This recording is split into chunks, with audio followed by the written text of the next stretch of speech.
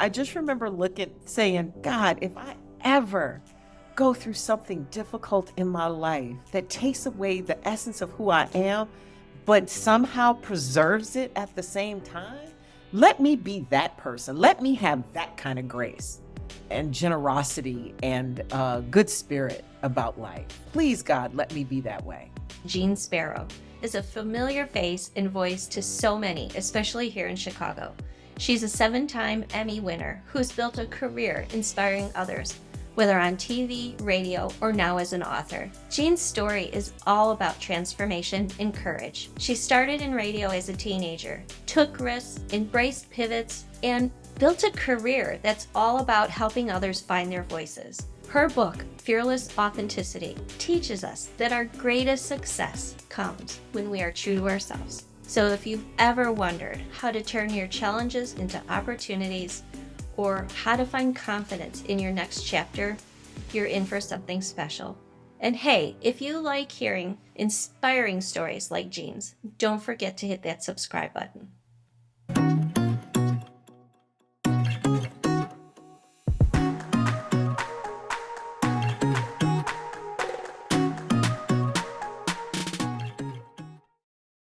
Jeanne, I am so excited to have you here today. Thank you so much for having me, Holly. I am so appreciative of you and that you read my book.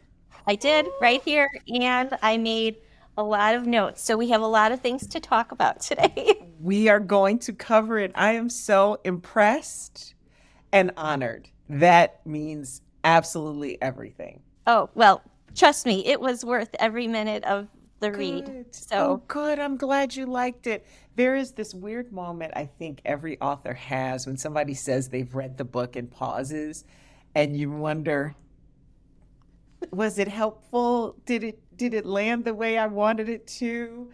and what's the next thing out of their mouth? Right, exactly. This whole litany of things just runs across your head like a billboard in Times Square.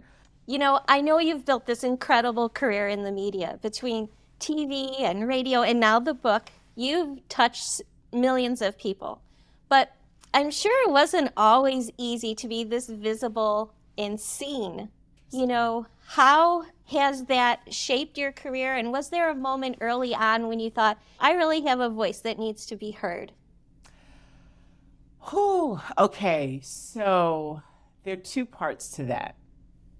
And it's so funny that you asked the first part about being seen. I struggled with that when I first started in the business. I remember looking back at one of my journals around that time, and I was like, how do famous people do this? Because I'm not even I don't even have that kind of notoriety. And the attention is weird, and this is the thing that's really interesting. As a person who has always been some sort of a performer, and is comfortable being the center of attention, as many performers are, there is a separate thing that happens when you get attention that is not directly related to a performance. Like, it is one thing for you to show up for a performance and be prepared for it and know that people are watching and engage with them in that way. It is when you're in your everyday life that you're away from a spotlight that attention gets weird. I feel like, looking back on it now, I just turned 55. And when I started in the business, I was, in my late teens, early 20s. There is a gulf of a difference. I feel like I grew up in front of people, which is a weird experience, but on a much smaller scale than, say, somebody who's nationally famous. But I dealt with it the best way I knew how. And that was to be as good of a human as I could in the moments, even when I was challenged. And I learned how to be honest in those moments, because there were times when I wasn't, and you could tell something was off. And I'm sure there are people who may have run into me when I wasn't in a good mood and, have different stories about Jeanne Sparrow than would be the norm, right? Um, so yeah, I hope I answered that question. Um, when it comes to how what was the second part of the question Oh, again? when did you realize that you had a voice that you felt people needed to hear? So simultaneously with that, my boss told me, and I've said this even before I wrote the book. My boss at that time in radio told me, I don't pay you to play the hits, I pay you for what you say between the hits, because that's the thing that makes the difference that people will attach to, connect to, and stay for. So, and this is before the days of Spotify, Pandora, iHeart's streaming app, all of the different things where you can get music that you want to hear exactly the way you want to hear it. You can basically train the algorithm to give you what you want, and you can have it on demand. Like back in the day, I don't think young people understand our struggle in trying to get to our tape player to record our favorite song before it was available in stores off the radio, because usually that gap was weeks and months long. And we were Yes. praying the DJ wouldn't talk over the top of the song. Like I remember when I was growing up, I used to think DJs talked over the intros of the song to keep people from recording the songs. And then when I got the business, I had to laugh because I was like, we thought that was on purpose. But It's it true was though, because you're like, oh, don't say anything. I want every note of this song. Ah, she went and talked. But my boss was the one who said what the importance of my position was from his perspective.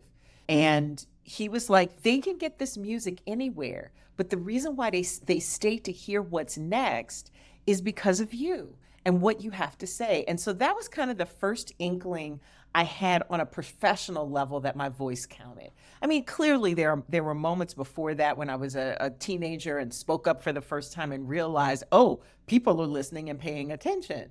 Um, but that was a very different thing. This was the first time professionally I realized, oh, my words have value.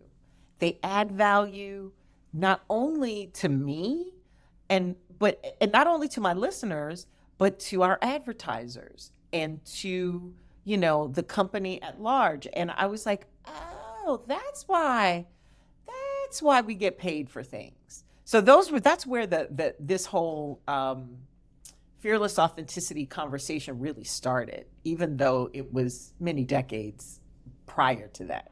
I know the reason why sometimes I struggle with being authentic because it's, you know, you're always afraid of being judged or the way that people are going to see you. And especially nowadays in the world of social media, everybody, it feels like has direct access to you, right?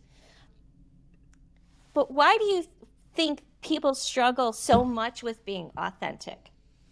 I think because of the reasons you just said, it is hard to be seen because we fear rejection, because we fear who we are isn't enough. Imposter syndrome is probably more widely spread out than we think it is, right? Many of us wonder how we got where we are. Some people think of it as luck and are grateful for it and just keep moving forward anyway. Other people are paralyzed by it. And I think that there is something very primal about being seen and then not being accepted. There's a wonderful TED talk about why public speaking from an anthropological standpoint is one of Americans' biggest fears. And it has to do with the fact that our lives literally depended, and I think I talk about this in the book, our lives literally depended on being part of a group. So if we were seen as different from the group in a way that separated us from the group, that meant life or death. So standing up and being ashamed is kind of the equivalent of being different and being in or out of whatever our group is. And I think that's what's at the root of authenticity. We want to toe the line so that we belong. And I think every human has felt like they haven't belonged to something at some point in time and do not ever want to feel that way again. Yeah, it's not a good feeling. It's definitely not a good feeling. In the book, you talked about building that community and that connection. So it's a weird line to walk between wanting to belong and wanting to be a part of something, but then also sort of showcasing who you are and what you could bring to the table. Absolutely. Absolutely. Um, and I think more of us need to get comfortable with a spotlight of some sort and reconcile the fear of rejection and the possibilities of acceptance. Like living in the positive possibilities as opposed to the negative things. Because think about the times, yes, it doesn't feel great when you don't belong, right? But did it kill you? Did you learn something? Did it teach you that maybe you shouldn't be trying to belong to every group, right? And I think that we ascribe so much more depth and commitment to the fear than we do to the possibility. And that's why we don't take as many risks. Well, you seem to be a very big risk taker, I have to say. And you've made a lot of different pivots and felt very comfortable in doing that. Can I read something from the book? Is that okay? Absolutely. I'm interested to see what you're going to read. Okay. I think I might know.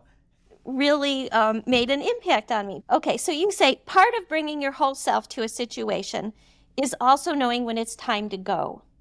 When I walked away from a full-time job in Chicago, some people questioned my sanity. They couldn't understand why I would give up something others would give anything to have. But I knew in my head and in my heart that I needed to try something new. And I kept thinking, this can't be all there is. And I just thought, how many of us get caught in that space where we're looking around, this can't be all there is. Yeah, golden handcuffs. I think once we get to a certain point and we've worked so hard to get there, it is hard to admit that it isn't what we thought it would be. And the thing is, because it goes beyond just disappointing others or what will others think or what will others say or what does this say about me on an external basis. It's also, how can I be so wrong about something, But I have a feeling that if we fall in love with the process, the results stop mattering. Like I think about all those times that I've left jobs or been invited to leave jobs, and the aftermath, right? Explaining to people, and I will tell you, I got to tell you the story because it's not in the book, and I probably should have put it in the book, but I dated a guy one time who was in the industry and said to me, I got to ask you, and mind you, this is fully maybe 15 years after I left that particular job. He was like, now, I want you to explain something to me. And we had gone out on maybe 2 or 3 dates at this point. So, interest is building and what have you. And some of the facades are starting to fall, right? He leaned back and he goes, I gotta know. He was like, what actually happened at Channel 5? He was like, I know you didn't get fired. I know you left. Why would you leave that job? I know you had to be making, a certain amount of money. He was like, he said, I got to know why. He was like, because I saw all the stories. I saw what people were saying. He was like, that can't be it. And I was like, and he was, and so I explained to him, I was like, I did what I came to do, and there was nothing left for me to do there that I wanted to do. It was time to go. He was like, but you left that job without another job?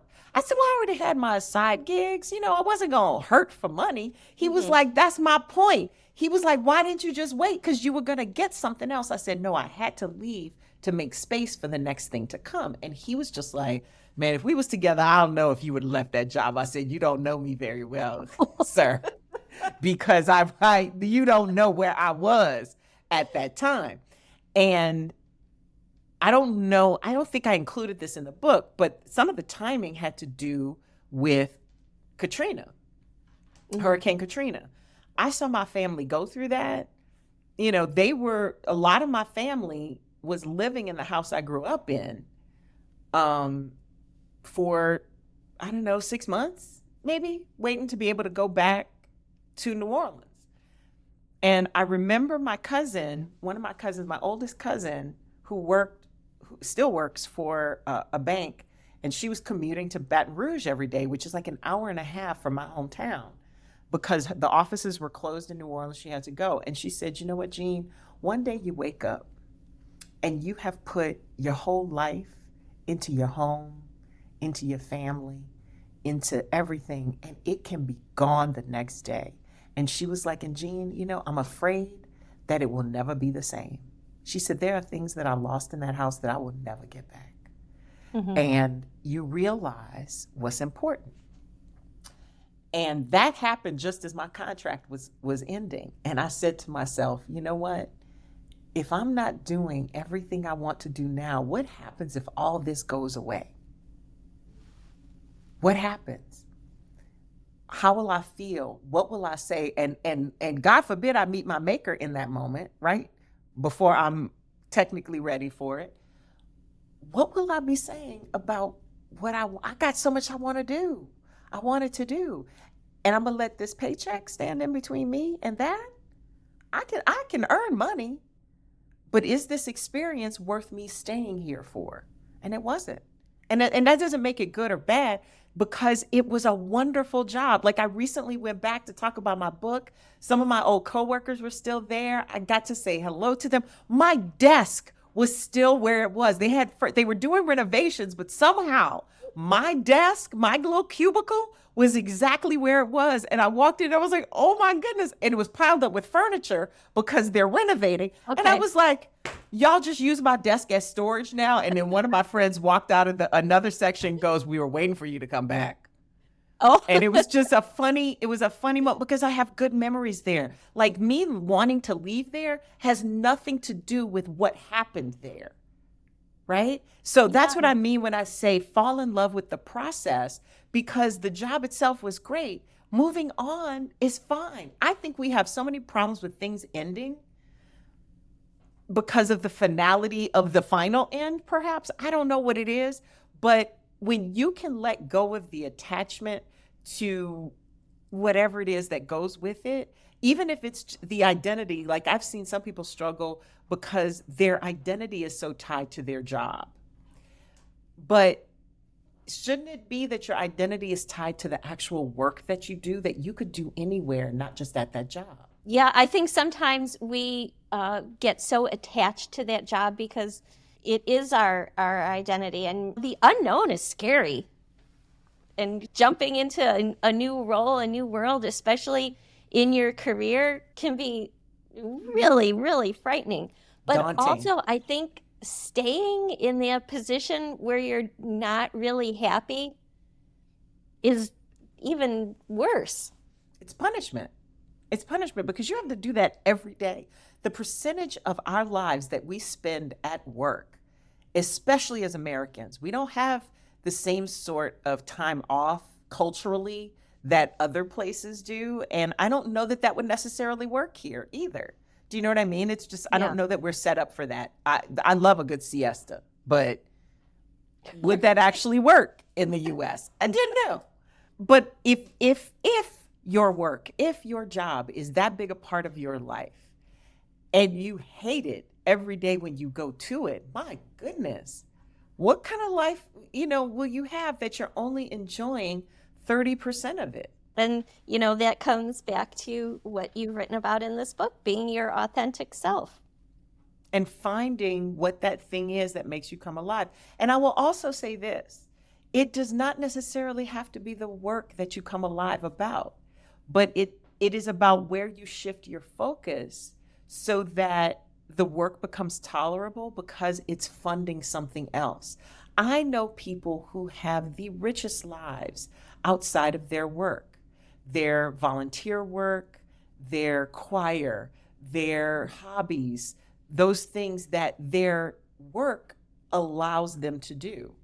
I talk about this in the book. I remember the first time I had somebody say that the primary benefit of their work was that it allowed them to take care of their family and that it allowed them the time to spend with their family.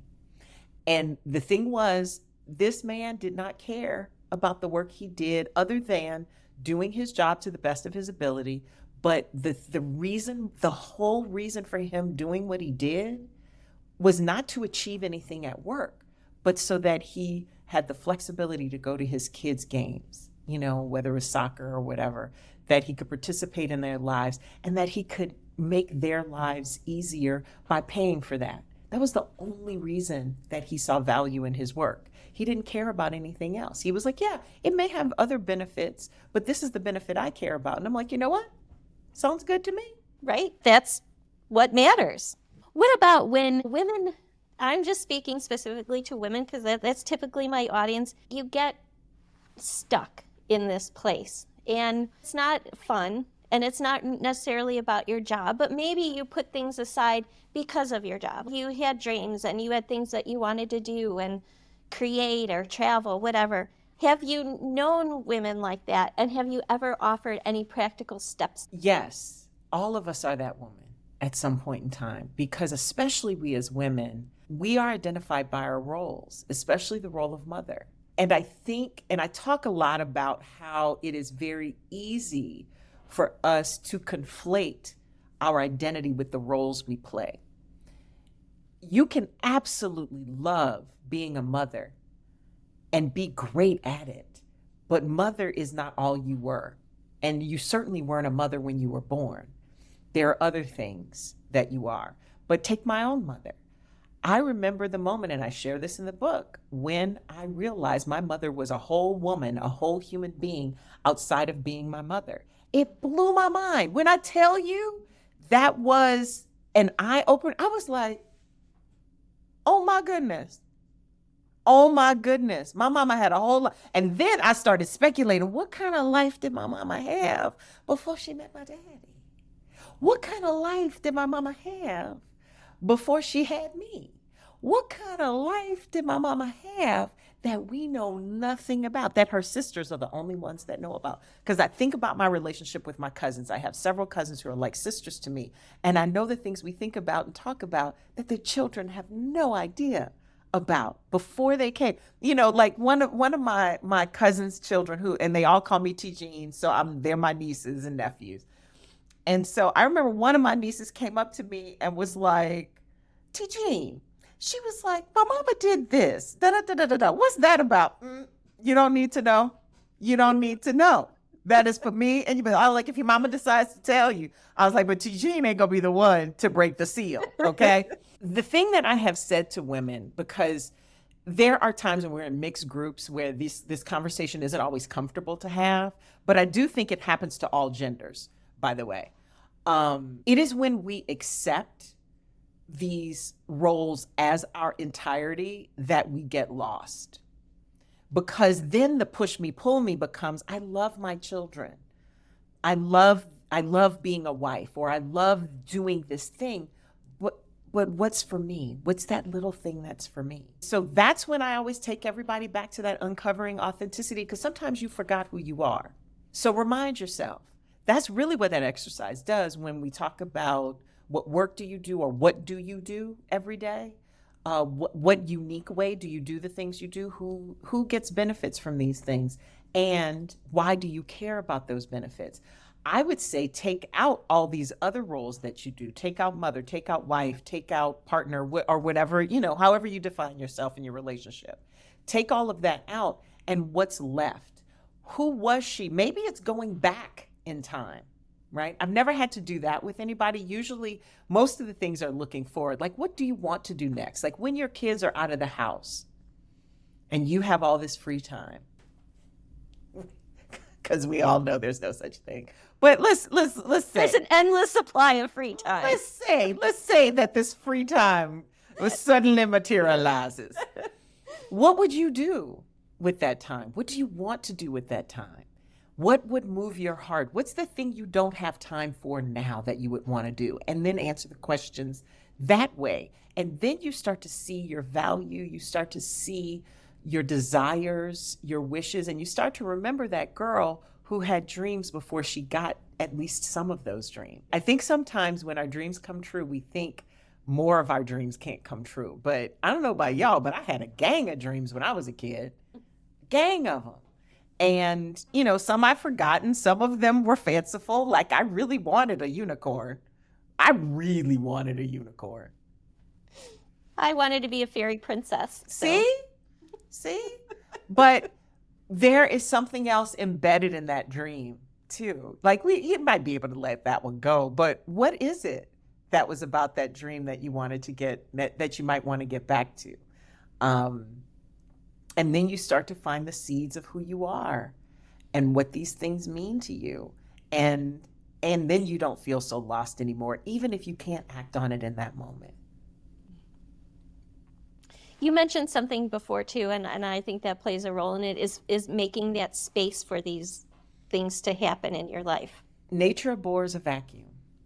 So create one that can be filled with something. You just got to be real intentional about how that gets filled. I think we like our lives to be so full that it actually prevents us from inviting new things in. You know, think about how many times you've met somebody, you're like, oh gosh, I really like that person. We had a great conversation, you know, met through another friend, but then you never find time to connect with them again, right? What could have happened with that connection? What was that person there in your life for? Because nothing happens by accident. I don't care what anybody says, nothing. There's no such thing as coincidence. No, but it's taking advantage of those moments and making sure you don't let go of that connection. Mm-hmm. And so I think, though, that we have scheduled ourselves into oblivion in a way that doesn't allow space. Like one of my goals this year is to have more idle time that is free for me. But I feel like if I have more idle time, there is more space for other things that I want to invite into my life. You know, you say you want certain things, but have you actually made space for it? My grandmother used to say, when we were single, she used to tell us, well, if y'all single, you need to keep a drawer open for your man. You need to keep a part of that counter clean in your bathroom. Where he gonna put his stuff? You need to have a little space in your closet for him to hang something. How's he gonna, if your closet is full, where is he gonna see that he fits into your space? I think that's true for anything. Now, for my grandmother, she just wanted us all married and having babies. Yes, because correct. then that would, you know, she would have some great grandbabies and the name continues, right? But when you extrapolate that, if your desk is full of things, where does a new project come onto it? Unless you add another desk, right? Or clear some of that off. If, you know, your social calendar is always full, where do you fit in other things you want to do? Exactly. You mentioned your mom a lot and how important family is to you. And you also shared a story about your father. And it seems that maybe your life has been broken into big events, Katrina and COVID. Is there a story that you'd like to tell about him? Of course. There's got to be a Spro story. What kind of story do you want? I don't know. I think sometimes as we grow older, you know, your relationship with your parents has its moments, right? And sometimes they could be good and sometimes they could be a little strained. But then there are moments where I think the world just aligns and you receive something from your parents that maybe you thought you never would. Whew. All right. Well, okay. So I actually have a story about my mom. Do you mind if I tell you this? No, not at all. Okay. So when I turned 21, still in college, my mother, in fact, I think it was my senior year. It was my senior year, the January of my senior year in college. My mother wrote me a letter. And I still have this letter to this day. She wrote me a letter thanking me for being her child and apologizing for anything she might have done wrong that hurt me or that caused me pain. Oh God. It was so beautiful because it was an adult moment. It was when I felt I was an adult, because my mother said to me, I know I made mistakes, and I want you to know that I would not take any of those mistakes back except if they hurt you. She was like, but I look at the young woman you are becoming, and I know that even my mistakes contributed to that. She was like, you will get to a point in your life, and I need to go reread this letter now. She was like, you will get to a point in your life where you realize that your mistakes are what got you to where you are, as much as the good things you did. And the thing is that I could not have known when my mother sent me that letter that she would be gone in 6 years. Like, I could not have known. And it was shortly after that I realized she was a whole human being, because it was maybe 2 years later that, or maybe the next year, that that incident happened that I talk about in the book, where I was like, oh, your life does not revolve around me. And I am so grateful that my mother was wise and kind enough to put those words to paper and not just have a conversation about it, because I still have that piece of paper to look back at as a woman who was around the same age, like, because I'm probably around the same age she was when she wrote that letter. Maybe a little bit, she might have been a little bit older. But understanding your parents as human beings. Like, I remember when my dad, and I do talk about this in the book, so this is something people will hear about. But I remember how my dad navigated his disease with such grace. And actually, this part I don't say in the book. There were times when I would see my dad struggling with words, because he had primary progressive aphasia, which is the same condition that Bruce Willis and Wendy Williams have. Oh, okay. So it involves a lot of word searching and things like that. And like, you know what you want to say, but you don't have the words to say it. And my cousin called, having a conversation with him at that point. She was like, girl, it's like playing Blue's Clues. She was like, you got to guess. And once he hears the word, he knows what it is. But I remember the sense of humor my dad still had, and the mischievousness. Like, when he was trying to say something and he knew he wasn't right, but he was like, well, and he still had the same facial thing. He was like, well, you know, what's her name? What? Huh? Listen, let me tell you what she did. And I'm like, wait, Daddy, who are you talking about? And then you go through the list of people that he knows that it might be. And he was like, yep, that's her. That's her. Like, how you gossiping? But, you know, stories were really important to my dad. So he was still trying to tell stories all the way until the end. Even though he had lost, he could have gotten angry about that. Yeah. He could, but he still laughed about it. He found a way to make things funny for him, because he was entertaining himself. He wasn't trying to entertain me. That was a side effect. He was entertaining himself.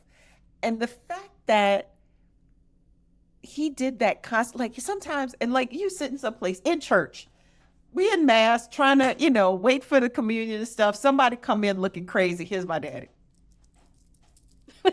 Hitting my leg. I'm like, and he knows I don't do the straight face thing. I was like, yes. Really, Daddy? Really? That's what we're doing? You can't talk, but you over here talking about the people still. Right. And it was a consistent theme. And I just remember saying, God, if I ever go through something difficult in my life, that takes away the essence of who I am, but somehow preserves it at the same time. Let me be that person. Let me have that kind of grace, and generosity and good spirit about life. Please, God, let me be that way. Yeah, you don't want to lose that. I think that part that makes you special. And like your father, he was still a little mischievous and but Flirty. it sounds like he was a very charming man. Oh my God, yes. Oh my God. Literally every time my dad came into town, there was some little old lady who would be like, "So, Jeanne, when's your daddy coming back to town?" When I was working at Channel 5, there was a lady who worked there who literally was like, "Your father's very handsome. Would he happen to be moving to Chicago at any point?" No, ma'am. No, ma'am. He is not. No, ma'am. Leave my daddy out of this. Leave my father alone. Girl, the number of women who have asked me about my father over the years, Lord have mercy.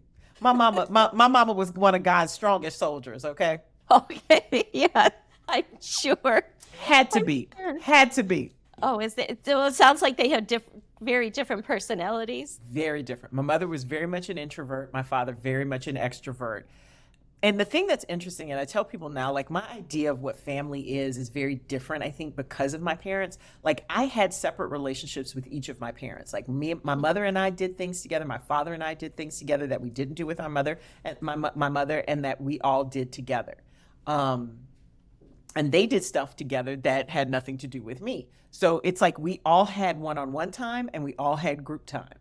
And I don't know that a lot of families do that. Granted, I think that is the luxury of being an only child. I think when you have multiple children, that's very difficult to do. But yeah, my parents, but somehow they fit together. And I think being complementary to each other, being a complement to each other is a good thing. Yeah, you definitely couldn't have two of the same. It's not going to work out. That's what they tell me. I think that's the mistake I keep making. But.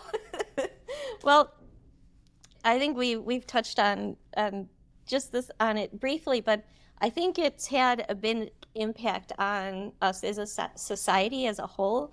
And to briefly talk about COVID for a moment, because I think it was such a huge, gosh, I don't even know when will be the same, because I still feel the struggles with children and jobs and all those kinds of things. And for me, selfishly, my mom was suffering from dementia and she was in a home at the time. And I think I connected with that part of your book because she was slightly different. Like she didn't know who I was, and not being able to communicate that with a person and throw on top what we were all going through and trying to stay safe and talking, through fences. And it's just I still think back to it. It was just such an odd time. It is lost time too. So much lost time, especially when you're struggling with very difficult things such as an aging parent and dementia and nursing homes. I just mentioned it only because you had talked a little bit about it in the book, and I just felt like, oh yeah, there's so much of that connection for so many of us, and just still struggle with it sometimes. Yeah, I think, okay, I have many thoughts. I will start with this. I think we are going to feel the effects of quarantining for many decades to come because of all the young people whose development was affected during that time. Isolation, even if you are with your immediate, core family, has a way of interrupting the development cycle. And I can see it even in the young people, like a lot of the young people I'm teaching now were in college, were starting off in college when the pandemic hit. Some of them were stuck at school, right? So imagine being 18, 19 years old, away from home for the first time, just getting your bearings at school when the pandemic hits, like at the end of your freshman year or at the end of your sophomore year. Maybe starting to hit your stride as a young adult, and then everything shuts down and you are stuck with your roommate, maybe by yourself, and whatever, lifeline to the outside, I can tell when they communicate the difference between them and another generation that did not have that happen. I have a feeling that as the people who were in high school when that happened come through, we'll see a difference there. The kids who were in middle school, how that affected them, because we're all at different stages in our brain development during those times. And taking away an entire piece of how we grow up will have a huge impact, not only on the way we think, but in the way we communicate and connect with each other. I think that is part of the reason why my book resonates with a lot of people, because we all had issues re-engaging in society again. Like, oh, we outside again. Even those of us who were excited to be outside again, yeah, re-engagement looks very different now. It still does. And we're, some years from that. I think we also have not dealt with, as adults, as young people, we have not dealt with all of the things, because I think it feels kind of insurmountable and stuff keeps popping up. I'm not blaming anybody for this, but I feel like we think we can just move on from that and leave it in the past. But anytime you say, oh, it's just a couple years ago, and and you look up, but it was actually 7-8 years ago. Why? Because we lost 2 or 3 years in the middle of that. The last time we remembered being in person was 2019, beginning of 2020. But we say it like it just happened a couple years ago. It was just a couple years, except for those couple of years where we were all locked up. And I feel like PTSD is going to be part of that. Maybe it won't look like traditional post-traumatic syndrome, but there is something emotional, mental health related that we all haven't dealt with as a society, maybe individually, but as a society, I don't know if we've really come to grips with that. And I don't know if we're ready yet.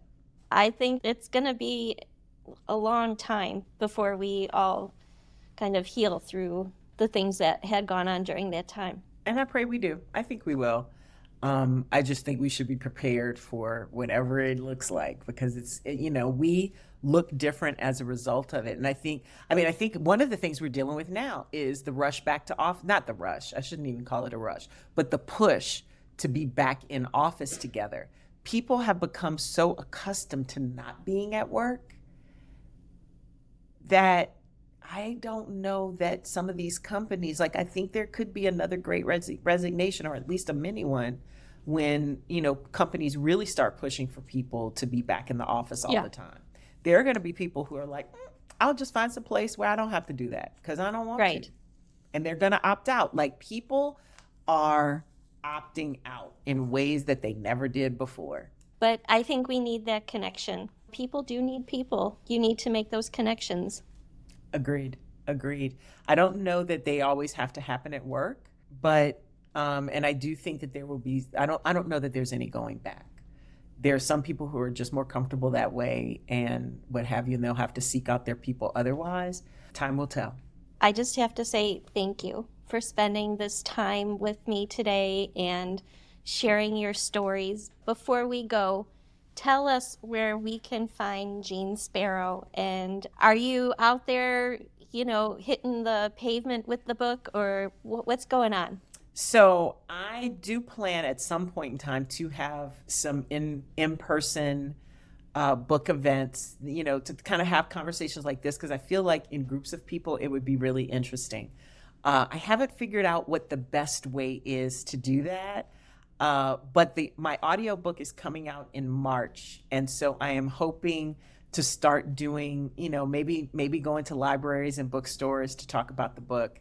I will have all of that information on my website, fearlessauthenticity.com/book. You can also find me on all the social media platforms. I haven't joined Blue Sky yet, but I guess I'll get over there at some point in time, for the people who aren't on X anymore. But I am on all of them. and talking about the book actively. So if you are ready to engage, absolutely. My plan is to build a community out where we can start to have these conversations and support each other as, we explore what fearless authenticity means, not only individually, but as community. Because as you said, we all need each other. And part of, I think, what I'd like to see from fearless authenticity is that the more we lean into who we are, the better we are able to build durable, lasting community with others and really have some people to count on beyond those that we think should. Again, thank you so much for being here, and I look forward to maybe seeing you in person at one of those events. So I'll keep my eye out. I appreciate you, Holly. Thank you for having me on. Thank you for the wonderful questions and for reading my book. Every author wants their words to be received, and I appreciate you for doing that. You're welcome. It was my pleasure. Thank you for joining us on Real Wisdom. If you're inspired by stories like this and want to be a part of a community that celebrates the wisdom of women, visit joinempart.com and become a part of our conversation. And don't forget to subscribe for even more real wisdom. Until next time, keep embracing your story.